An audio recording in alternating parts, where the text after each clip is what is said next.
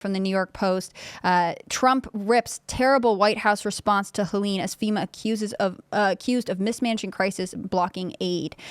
So very similarly to Elon Musk, Donald Trump is speaking out about what the federal government is up to and sort of the dissatisfaction with this. And he is facing a lot of backlash. I think you can look at mainstream headlines where they are saying Donald Trump is saying false things about FEMA and he's not being fair, but people are unhappy with FEMA. So former President Donald Trump tore into what he calls the terrible federal response to Hurricane Helene Friday as outraged critics aired allegations that relief workers are sitting idle without orders and that those who are working are, quote, seizing aid deliveries and slow walking distributions of Starlink satellite internet equipment.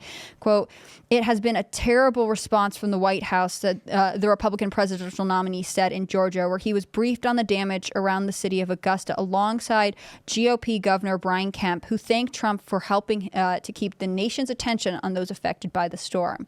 I mean, is this a question of we're not allowed to critique FEMA because they do hypothetically the Lord's work? I mean, they're the relief agency, so we can't be mean to them, or can we criticize the government when they're failing? Ain't gonna stop me. I know, and that's why we're glad you're back. They're booking out hotels in these cities where they're rescuing these people who have no homes, they lost everything. FEMA's coming in and booking out all these hotels. Where are the people who actually need a place to stay getting to stay? Mm-hmm. And is this, and I mean, maybe we need to turn to our small government person in the room, but is this a case where we look at FEMA and say, you are bad at your job and you should maybe be reconsidered as a government organization? I'm not sure about, I don't know that FEMA needs to be reconsidered overall, but it's definitely something that you should be like, hey, there needs to be a change in leadership, right off the bat. We've reached a time in America where there is no accountability from the federal government. You look at, from the top down, like Joe Biden is clearly not capable. He's clearly checked out. And the constitutional solution for that is Kamala Harris is supposed to, not just like has the option, but when it's something that's obvious, Kamala Harris is supposed to invoke the 25th Amendment.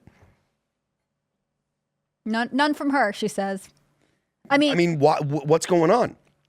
You have an administration that's run by someone clearly incompetent, and you have all kinds of things that are going on in the world that the president might be able to influence in a positive manner for the United States if we had a president that could do it.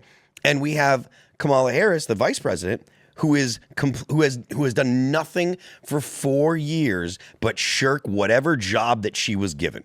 The border, she ignores it. She was like a cyber security czar or something like that, right? There was one of that. Yeah. She ignores it. She should be making sure that the office of the president is occupied by someone that is capable of actually understanding the questions that are posed to it, and she's shirking that job too. So if your government, if the leader of your government, or allegedly the president, the office of the executive, right, if that job doesn't ever have accountability, there's no longer a president that says the buck stops here. They're always passing the buck. They're saying it's that person's fault and that person's fault.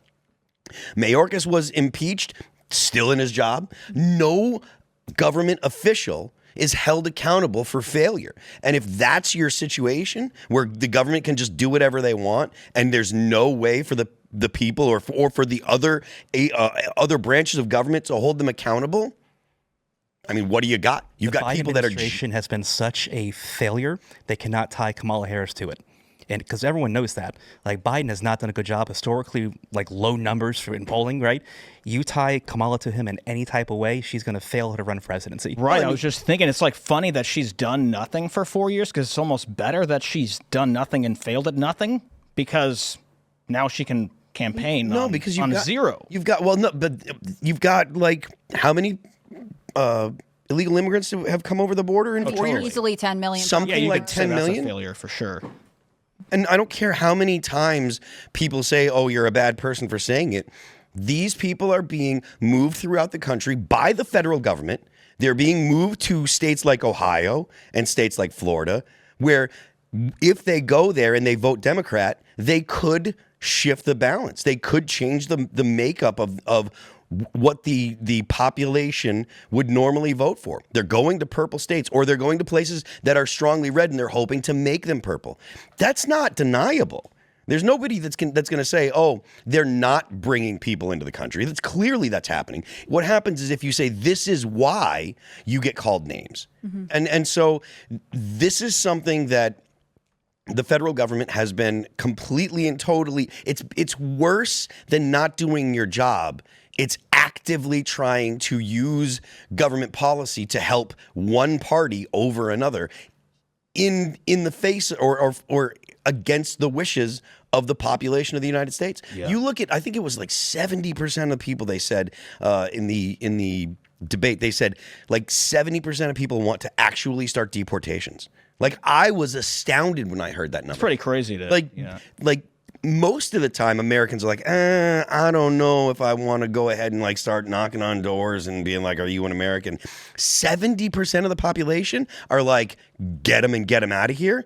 That's because of the not just failure, but the active the things that the government has done, the things that the administration has done. This is an active crisis that they are involved in. Intentional. And there's no denying it anymore. There's no denying it. No. And I think this is a cultural question that there are a lot of people who work on this issue, but definitely Donald Trump bringing it up in the 2016 election made it so that it was in a political stratosphere that conservatives, Republicans had been uncomfortable touching. But more than anything, crime, the weight at hospitals, the impact it has on school systems, people themselves are feeling the impact of illegal immigration. And I think that is a difficult pill for corporate outlets to swallow, because they want the narrative to be like, we can't talk about it because it's bad and it makes you mean. And yeah, exactly. I want to interject here, because it's not that they've been afraid of touching it.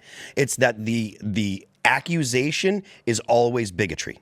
But that's why they're afraid of it. I mean, this was something that Bill Clinton had said during one of his State of the Unions, right? That we needed to get control of the border. And still, we didn't do anything until basically Donald Trump. And it's not because there aren't some politicians and some sort of think tank people who talk about it. It's because it was so intensely tied to this accusation of racism. And I think that the realities of saying our border is open and it's fine and it's the same, like all the chickens have come home to roost. I saw Elon Musk had tweeted something about this situation, about the shipping of immigrants to different states to try to affect the outcomes and stuff like that. I don't think it's census. I think it's actually they're going to get man mistake. Active voters. They brought in 30 million people who can vote in these states and flip them blue. Yeah, that's what Texas is going to be in play in 4 years. And Obama used to talk about the border, and there's no accusations laid there about it being racist. It was only racist when Trump parroted the exact same thing. It's only racist when it's a tool that the Democrats can use to chill conversations about it. The goal is to get people to not talk about it, because if they call you names, then you're afraid of them, and then you don't want to bring it up. And I think that the American, and this is bad for multiple reasons. It's bad because these are actual legitimate conversations that need to be had, but it's also bad because you've got a generation of kids that are teens and early 20s that don't care if you call them racist, and they're just gonna be like, I don't care. And it's like you're actually giving cover to legitimate racists. Well, you brought up a really good point earlier about accountability and how there's no accountability for government officials when they mess up really bad. And that's where the media comes in. The media is supposed to be the fourth estate. They're supposed to hold the government officials' feet to the fire and report on these things. And as we all know, investigative journalism is not funded anymore, so we don't really have the hard-hitting reports from the media anymore, and journalists aren't really journalists. They're Democratic apparatchiks.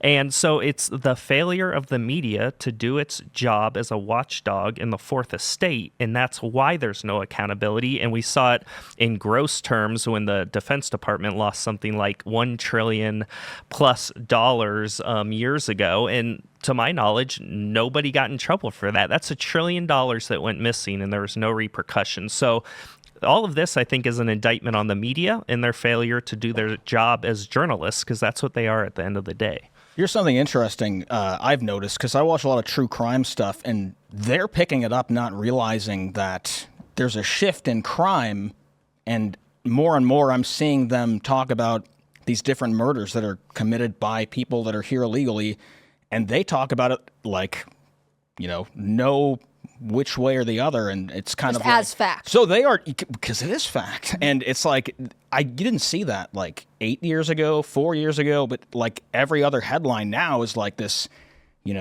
atrocious crimes committed by one or two people of a certain,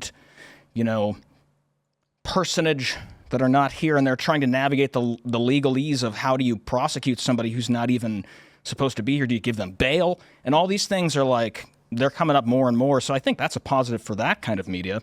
So it's getting something. Well, and it's ironic because that's good. The left loves to play identity politics and talk about people's identities, except when it comes to crime and who's committing it. And then suddenly they no longer want to talk about identity politics or people's identities. So it's interesting how, as you pointed out earlier, they use it as a way to silence people, but they don't use it consistently. And it's just very nefarious on their part. And I think the left have become experts at using that, as you said, to chill speech, but they don't do it consistently. Well, the argument that we're racist and bigots for not wanting illegal criminals here, it's on its face. It's not the argument we're making. America is not just white people.